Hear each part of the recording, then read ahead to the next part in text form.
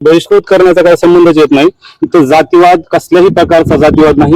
एक चांगला विशिष्ट वर्ग म्हणजे जातीला कोणत्याही आपल्याला नाव ठेवता येणारच नाही. ही जात नसते, ही प्रवृत्ती असते. हे पहिल्यापासून आपला मुद्दा असते की कोणत्याही जातीत कायमची माणसं म्हणजे हे नसतात. तर अशा ज्या प्रवृत्ती आहेत सोशल मीडियावर जे धुमाकूळ घालत आहेत, या प्रवृत्तीचा कायमचा बंदोबस्त करणं गरजेचं आहे. आमचं जे आम्ही दैवत समजतो वंजारा समाजाचंच नाही तर 18 पगड जातीचं ओबीसी समाजाचं दैवत समजतो पंकजाताई मुंडे आणि धनंजय मुंडे साहेब यांच्या विषयावर सुद्धा खालच्या दर्जामध्ये बोलला असलेली बेरोजगारी, वाढलेला आज शेतकऱ्यांची आत्महत्याग्रस्त शेतकरी किंवा आपल्याला इथे महत्वाचे मुद्दे पाणी टंचाई, इथं डॅम पाहिजे, सगळ्या प्रश्न भरपूर आहेत. पण ह्या प्रश्नांना कुठेतरी डायव्हर्ट करण्यासाठी हे जे अशी लोक आहेत त्यांना उत्तेजित करण्याचं काम चालू आहे. कुठेतरी त्यांना पाठबळ देण्याचं काम चालू आहे. गुपित पाठबळ अशा जातीय देशी किंवा समाजकंटक लोकांना कुणीतरी ह्यांना 100% पाठबळ देते. आणि फेक अकाउंट, एवढे फेक अकाउंट वाढलेले आहेत, हे फेक अकाउंट बंद का होत नाहीत? सध्या मंत्री आणि लोकप्रतिनिधी म्हणून आहेत, धनंजय मुंडे असतील किंवा पंकजाताई मुंडे असतील, यांच्यावर सुद्धा असेल एकदम घाण शब्दामध्ये म्हणजे ते सांगायला सुद्धा लाज वाटत आहे अशा पद्धतीने शिवीगाळ केलेला आहे. तर पोलीस प्रशासनाला आमची विनंती आहे की जर आपण संबंधित व्यक्तीचा बंदोबस्त नाही केला तर आम्ही 100% समाज म्हणून त्याचा बंदोबस्त करू. तो जिथे दिसेल त्या ठिकाणी आम्ही त्याला ठोकून काढण्याचा प्रयत्न करू. त्या ठिकाणी जर कायदा सुव्यवस्थेचा प्रश्न निर्माण झाला त्याला सर्वस्व जबाबदार हे प्रशासन असेल. बीडच्या SP साहेब असतील किंवा महाराष्ट्र सरकार असेल यांच्यावरच कुठेतरी संशय यायलाय की हे जी सोशल मीडियावर जी अशी चळवळी ती मोकार टुकार गाबडे जे हे करत आहेत यांचा कायमचा बंदोबस्त का होत नाही? यांचे अकाउंट कायमचे बंद का पडत नाहीत? का सरकारलाच हे पाहिजे की ह्या जातीय द्वेष महाराष्ट्रात पसरलेला हेच सरकारला पाहिजे? आज अशा 100% महाराष्ट्रामध्ये दारूमुक्त नशामुक्त महाराष्ट्र हा झाला पाहिजे. या राज्याचे मुख्यमंत्री देवेंद्र फडणवीस साहेबांना मी विनंती करतोय की आपण आंध्र प्रदेश असेल, तामिळनाडू असेल, अशा अनेक राज्य आहेत, अनेक मोठमोठे शहर आहेत की त्या ठिकाणी साधा गुटखा सुद्धा मिळत नाहीये. मग आपल्या महाराष्ट्रामध्येच असं काय आहे की संबंध ठिकाणात गुटखा इथं मिळाला जातो रोजरोजपणे, दारू इथं गल्लीमध्ये दारू मिळली जाते. मी नशा केल्याच्या नंतर मी नशेमध्ये एखाद्या समाजाबद्दल आक्षेपार्ह जर बोलत असेल तर 100% मी त्या ठिकाणी त्या चुकीचं आहे. आणि मी ज्यावेळेस बोलतो त्यावेळेस माझ्या समाजाने सुद्धा मला शिक्षा केली पाहिजे. आपल्या किमान आपल्या परिसरातील जे जातीय द्वेषी कुणाचं वक्तव्य असेल, कुणाची पोस्ट असेल, अशा लोकांवर संबंधित लवकरात लवकर कार्यवाही करून त्यांना तातडीचा बंदोबस्त केला. शिरसाळ्यामध्ये आज वंजारी समाज बांधव तसेच आमदार धनंजय मुंडे, पंकजा मुंडे यांच्या समर्थकांकडून शिरसाळा पोलीस स्टेशनमध्ये निवेदन देण्यात आलं. एकंदरीत पाहिजे तर इंस्टाग्रामच्या सोशल मीडिया अकाउंटवरून जातीवाचक शिवीगाळ, आमदाराविषयी वेगळ्या भाषेमध्ये उल्लेख करणं, अशा प्रकारच्या घटना दिवसेंदिवस वाढत आहेत. त्याच अनुषंगाने ज्ञानेश्वर लांडे नामक व्यक्तीनं ज्या पद्धतीनं इंस्टाग्रामवर व्हिडिओ तयार केला त्याचा निषेध म्हणून या ठिकाणी निवेदन देण्यात आले. आपल्यासोबत समाज बांधव आबा, एकंदरीत पाहायला गेलं तर ह्या घटना दिवसेंदिवस वाढत आहेत. जातीवाचक शिवीगाळ देणं हे सोशल मीडियावर सातत्याचं झालं आहे. अशा घटना घडल्यामुळेच कुठेतरी राज्यामध्ये सामाजिक तेढ निर्माण होत आहे.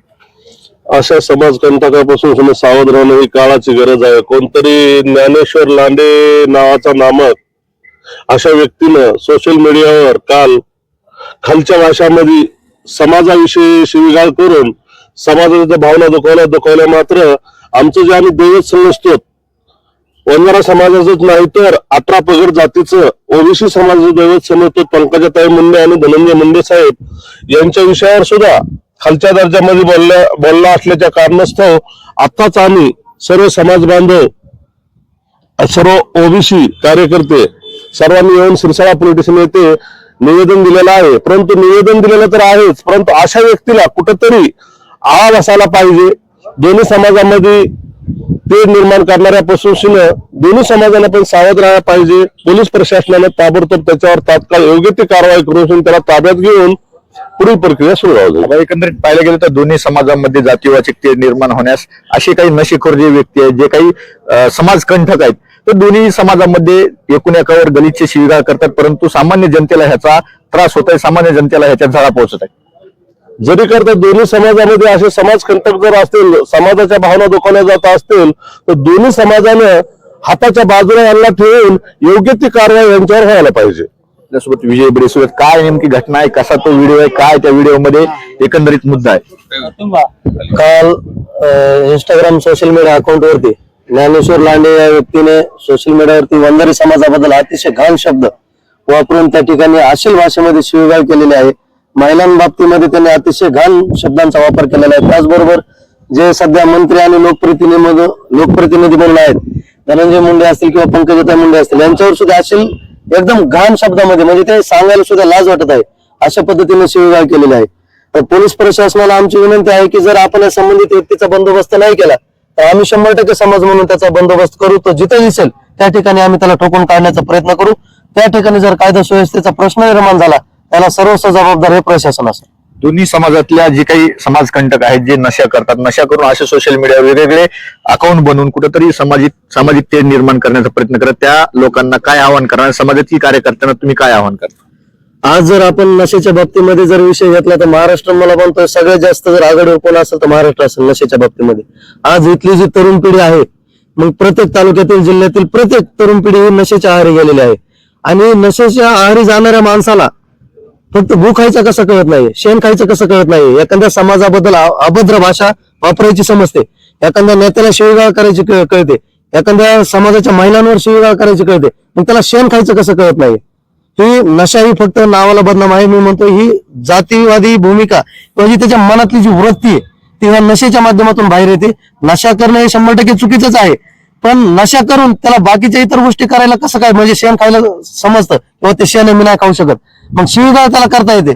पण आमचं म्हणणं एकच आहे की नशा ही 100% महाराष्ट्रामध्ये दारूमुक्त नशामुक्त महाराष्ट्र हा झाला पाहिजे. या राज्याचे मुख्यमंत्री देवेंद्र फडणवीस साहेबांना मी विनंती करतोय की आपण आंध्र प्रदेश असेल, तामिळनाडू असेल, अशा अनेक राज्य आहेत, अनेक मोठमोठे शहर आहेत की त्या ठिकाणी साधा गुटखा सुद्धा मिळत नाहीये. मग आपल्या महाराष्ट्रामध्येच असं काय आहे की संबंध ठिकाणात गुटखा इथं मिळाला जातो राजरोसपणे, दारू इथं गल्लीमध्ये दारू मिळलीच. मी नशा केल्याच्या नंतर मी नशेमध्ये एखाद्या समाजाबद्दल आक्षेपार्ह जर बोलत असेल तर 100% मी त्या ठिकाणी त्या चुकीचं आहे. आणि मी ज्यावेळेस बोलतो त्यावेळेस माझ्या समाजाने सुद्धा मला शिक्षा केली पाहिजे. समाजामध्ये सध्या काय चालू आहे, एखादा व्यक्ती जर इतर समाजाला जर शिव्या देत असेल तर समाज त्या व्यक्तीला पाठीशी घालण्याचा प्रयत्न करत आहे. मी दोन्ही समाजाला, मराठा समाज असेल, वंजारी समाज असेल, ओबीसी समाज असेल, सर्व समाजाला, महाराष्ट्रातल्या सर्व जे काही पुढारी असतील, जे समाजासाठी काम करतात, समाजासाठी योगदान देतात, त्या सर्व नेत्यांना, सामाजिक कार्यकर्त्यांना मी आवाहन करतो की असे जे काही समाजकंटक आहेत, मग ते वंजारी समाजात असो, मराठा समाजात असो किंवा कुठल्याही समाजामध्ये असो, या समाजकंटकावरती समाज म्हणून आपण सुद्धा बहिष्कार घातला पाहिजे.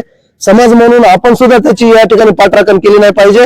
आणि पोलीस प्रशासनाने सुद्धा त्या ठिकाणी त्याच्यावर एकदम कडक कायदेशीर कारवाई करावी, कारण जेणेकरून परत हा गुन्हा त्याच्याकडनं घडणार नाही. कारण कायद्यामध्ये कुठेतरी एखाद्या व्यक्तीवरती आपण आता इथं आम्ही निवेदन द्यायला आलो, इथं जर तात्काळ गुन्हा दाखल केला आणि त्याच्यावर जर कारवाई केली तर पुढच्या वेळेस समाजामध्ये असा कोणी विकृत माणूस घडणार नाही. पण प्रशासन पण थोडं या ठिकाणी अशा घटनांकडे दुर्लक्ष करतं, म्हणून अशा घटना वाढत जात आहेत. प्रशासनाला मी विनंती करतोय अशा घटना आपण गांभीर्याने घ्यावी, माझी आपल्याला विनंती आहे.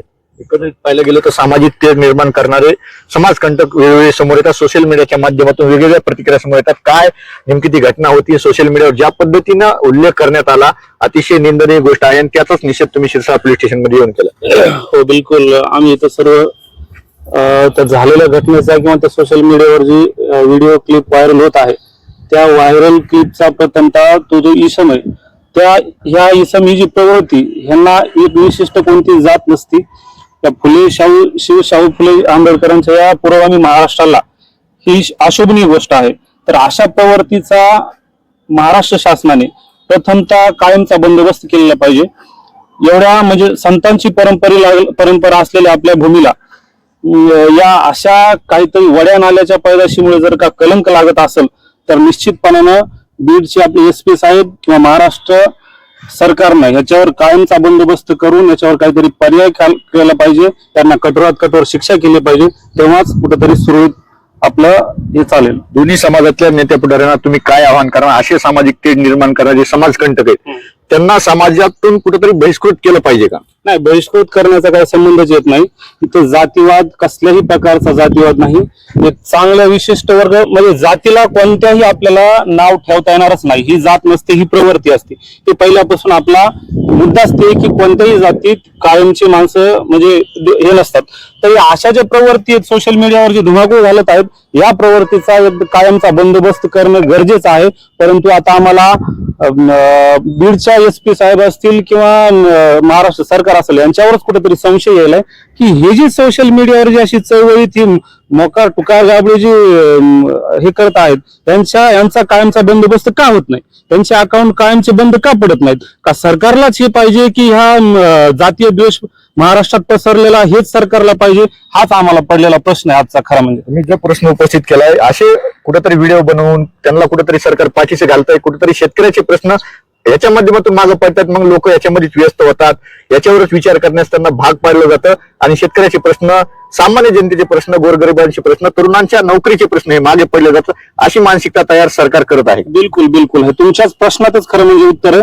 वाढलेली बेरोजगारी, वाढलेला आज शेतकऱ्याची आत्महत्याग्रस्त शेतकरी, किंवा आपल्याला इथे महत्वाचे मुद्दे पाणी टंचाई, इथं डॅम पाहिजे, सगळ्या प्रश्न भरपूर आहेत. पण ह्या प्रश्नांना कुठेतरी डायव्हर्ट करण्यासाठी हे जे अशी लोक आहेत त्यांना उत्तेजित करण्याचं काम चालू आहे, कुठेतरी त्यांना पाठबळ देण्याचं काम चालू आहे.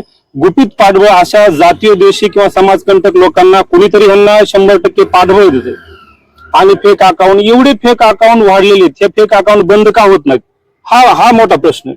तर माझी आपल्या मार्फत समाज बांधवांना असं विशेषतः साहेबांना, राठोड साहेबांना विनंती आहे की तुम्ही योग्य या सोशल मीडिया आपल्या किमान आपल्या परिसरातील जे जातीय द्वेषी कुणाचं वक्तव्य असेल, कुणाची पोस्ट असेल, अशा लोकांवर संबंधित लवकरात लवकर कार्यवाही करून त्यांना तातडीचा बंदोबस्त केला तर आम्हाला दुसरा कसलाही कोणत्याच जातीचा किंवा आम्हाला कोणाचा इथे हे नाही.